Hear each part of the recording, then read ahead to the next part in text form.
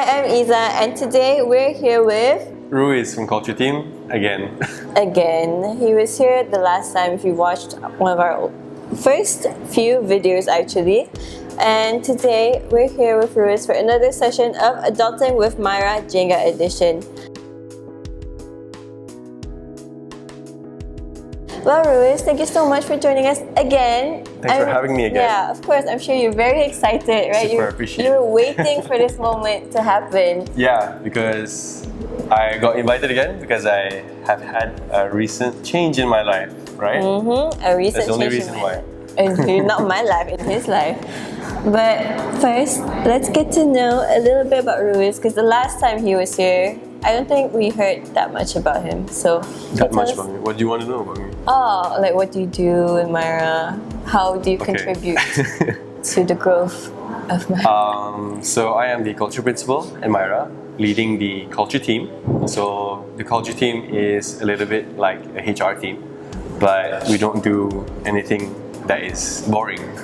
So we do more of the fun stuff, right? So it includes meeting people, interviews, recruiting them, and the fun stuff would be on the engagement side, which is interacting with people, organizing dinners and sports clubs, just so that we get like a nice culture in Myra, and we get to grow people in Myra. In a nutshell. So they make the company more Fun. Woo! Thank you, culture team. You're welcome. Okay, it's kind of hot. Today, our big question is, well, like we mentioned before, Ruiz underwent like a big change in his life recently. A big change for a long time. It's a commitment. You can commit. Yeah, it's not marriage. I didn't get married. It's not marriage.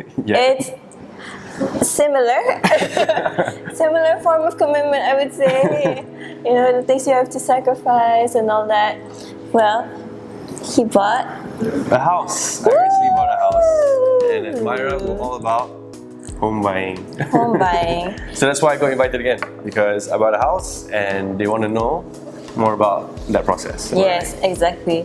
So today we're going to talk about how to buy your first home. So basically, like, what should you expect when you buy your first home and what comes with it?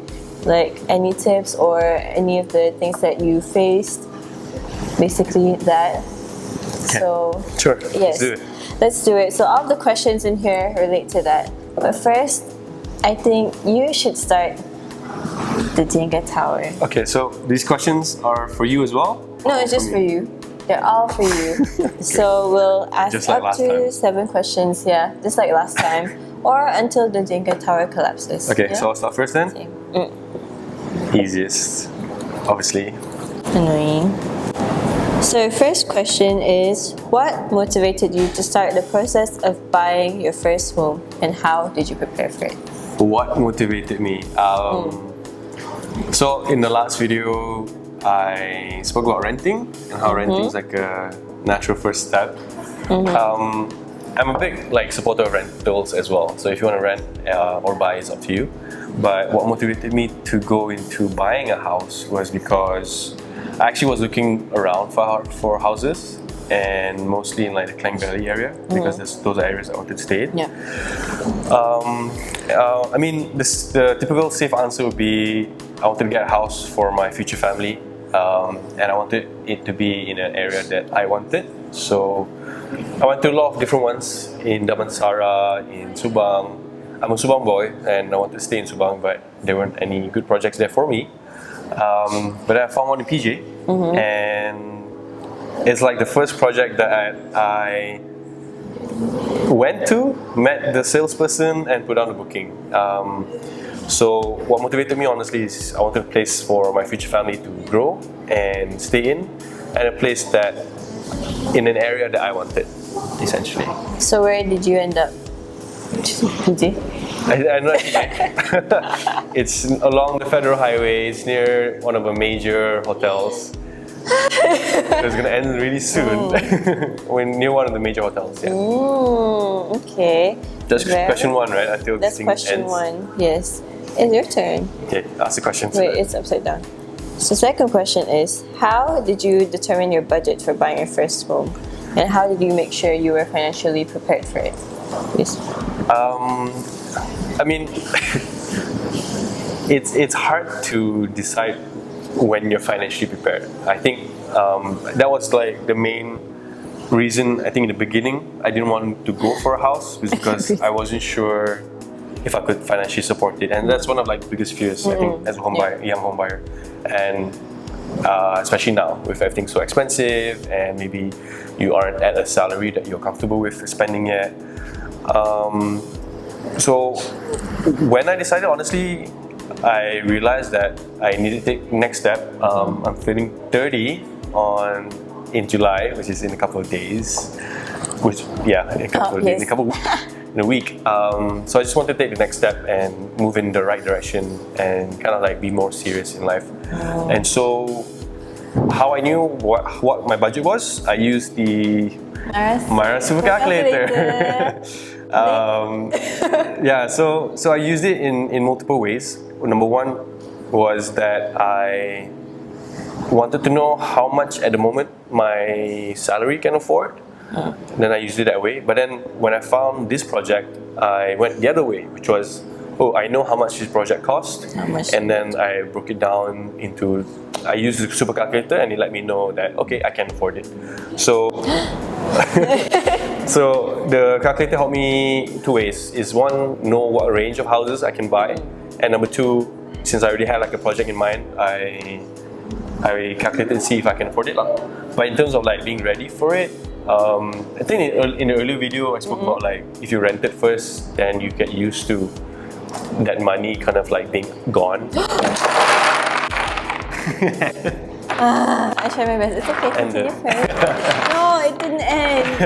You didn't see anything. This never happened. So in the first video I said like rent first so that you can get used to spending that money. So I kind of got used to that and then just decided to, hey, rather than make someone else rich or pay for their loan, why not I pay for my own house? So that's why. How long have you been renting? Honestly, I've been renting for the past 3 years. Actually, 3 years, and then I extended my tenure. So at the end of my tenure, before I get my house, would be 5-6 years. Okay. Yeah. So basically, most of the time, it was more like feeling comfortable losing that money, that amount, kind of. So because you're using it and then you're directing it towards one channel, and now you're just redirecting it to another channel, which is more towards investing in yourself, let's say. Correct, investing in yourself. So I think honestly, we've all been young. I've been young before. I'm reaching 30. You're still young. This might be my 30 talking, but 30 is the new 13. I think people will kind of like come at a point in life where you're going to realize, hey, I need to start making smarter decisions. So I think when I say smart decisions, it's what you said, it's just like investing in yourself, right? And enjoying and growing the way you want to grow, because probably when you studied in school, you did a course that you didn't want, your parents wanted. When you're in university, you did a course that your parents wanted. You got a job that your parents kind of wanted maybe, or you followed the path. Now at 30, when you're a bit more comfortable and you can think about yourself a lot more, then figure out how to invest lah. So for me, it's taking the next step with this home buying. But how did you know that was the house for you? How do I know? I used Scout, which is also a Myra thing. But what Scout helped me do was decide what I wanted. So I knew I wanted in Klang Valley. I knew I wanted around cities. So of course, if it's around cities, then it means high rise. It means a little bit more expensive for no land, right? For example. So I need to make that decision. Like, I wanted to be around things and cities. So it means that I need to have high rise instead of landed. Sure, I'm okay with that decision. So then I looked around for these areas. And I said just now, like I'm from Subang, and it's hard to take the Subang boy away from Subang. But PJ is like down the road, and it's around things and places that I hang out anyway. So that kind of like is the reason why I chose that area. Okay. Yeah. like for me, because I could be looking around for a house, you never know. Then I forgot the question, but I think I wanted to ask. Then, how do you think I should? How early do you think I should start like saving up to get this house? I mean, you ask parents, you ask anyone, they say as early as possible, right? But I think what it boils down to is your lifestyle.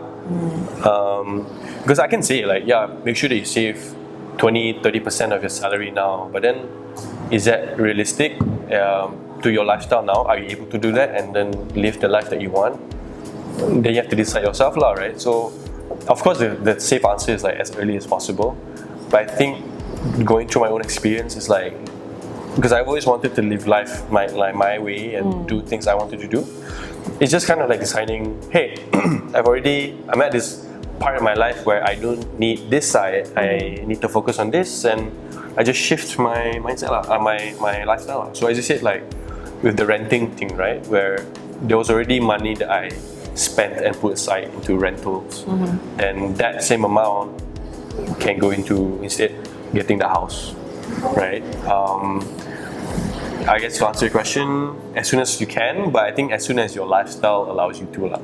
As soon as my lifestyle allows you to. So make adjustments, but not major adjustments in your lifestyle. Yeah, make adjustments to your. I mean, because you know what you want and you know where you want to be. Don't follow people. I think that's one of the things that got me through life. Just I don't follow people. I just kind of like, okay, I want to do this, like motorcycling. Yeah. I want to get into motorcycling. I want to get into this and that. So, you just do figure what it you out. want to do. Yeah. How to get there. Yeah, and then just shift things.